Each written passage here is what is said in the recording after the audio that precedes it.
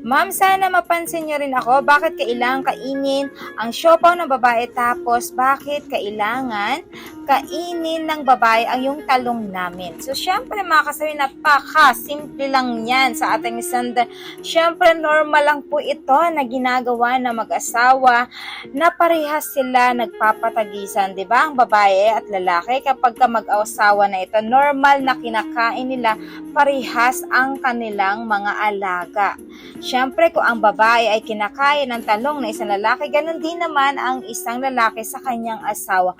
Both kayo parehas para matatawag na satisfaction at parehas kayo na maliligayahan kapag once na ginawa nyo ito parehas.